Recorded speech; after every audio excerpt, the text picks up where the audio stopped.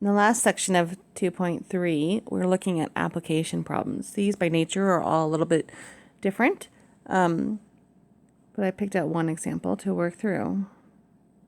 So we have, in this example, we have a budget monthly driving cost.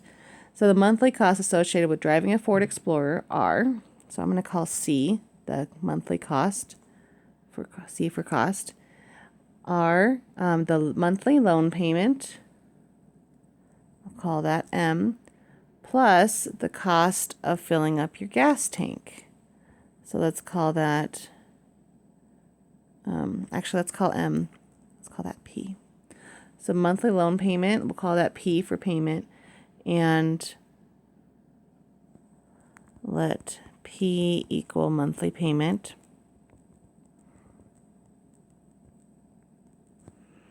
And the cost of filling up the gas, let's call that G.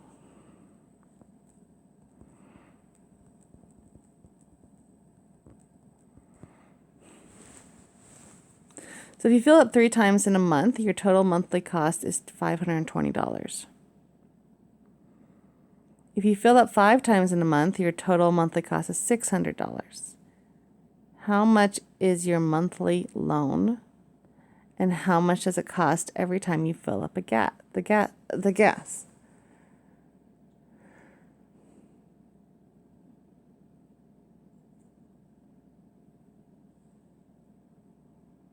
Okay, so let's see. So P is going to be a constant because it's the same amount every month. The cost of gas is going to depend on how many times you fill up the gas. So let's call that GX, where X is number of times you gas up.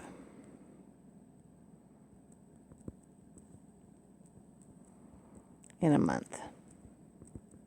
So each month, your total cost is the monthly payment plus the cost of gas times the number of times you gas up.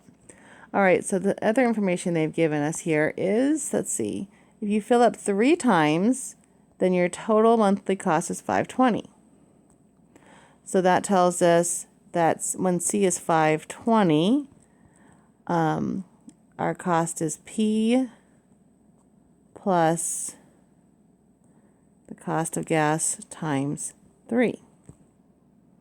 So our X is 3. I'm going to do an XC chart here. When X is 3, the cost is $520. And then the next information they give us is if you fill up 5 times, your total cost is $600. So I get $600 when I fill up 5 times, sorry, not 6. So when X is 5, C is 600. And I want to solve for P. P is the monthly loan. And G. So I want to solve for P and G. So we have a equation that is in slope-intercept form, where G is the slope and P is the y-intercept. And C is the y variable and X is the X variable. So I have 2 pairs.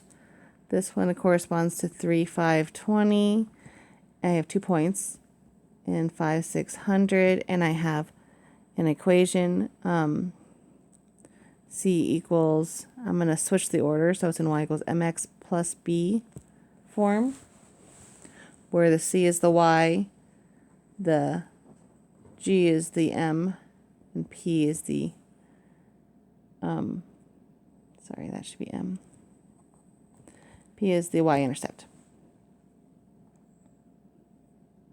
So remember, to find the slope-intercept form, I need to find P and G. So I already have, yeah, okay. So our 2 ordered pairs are these right here. So to find P, remember P on this one is the, oh, sorry, G. Okay, we're going to find the slope first. Slope is the G. That's the coefficient of the X. So to find slope, that's change in y over change in x, or rise over run. So I'm going to choose this is 0.1 and this is 0.2. So I have 600 minus 520 and 5 minus 3. Remember to double check that your ordered pairs are together vertically. So the 3 is with the 520, the x is in the bottom, the 520 is in the top, or the y is in the top. And check that the other point, the 600, is 600 over 5. And vertically they're lined up. Those points are lined up. So I know I was consistent with the way I listed those points. All right. Now 600 minus 500 is 80. And 5 minus 3 is 2, which gives me a slope of 40. So G equals 40. So that's the cost of buying gas. It's the slope of the equation. And now I need to find the cost of the monthly payment. That's the y-intercept. So I'll do that. Let's see, I'm running out of colors. So our slope, our y-intercept is the monthly payment. That's our constant. So every month I pay the same amount. So that's where the y-intercept is. You can think about it as, you know, at 0 months, I had to pay, at the first month, I had to pay P.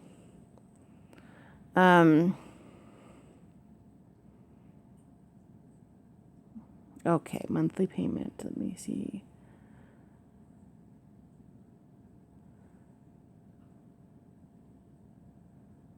Okay, so I'm going back to this equation.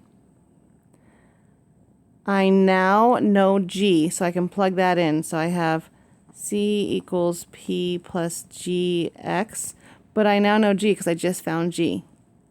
So I'm going to plug that G in for 40. And I need to solve for P, so I know that's going to stay a variable. I'm going to borrow one of these points. Let's see, which one do I think is easier? Let's go with the 5 and 600. So when the X is 5, the cost is 600. So when I gas up 5 times, it's $600 total. So solving for P, I get 600 equals P plus 40 times 5 is 200. Solving for P, subtract 200 from both sides, I get P equals 400.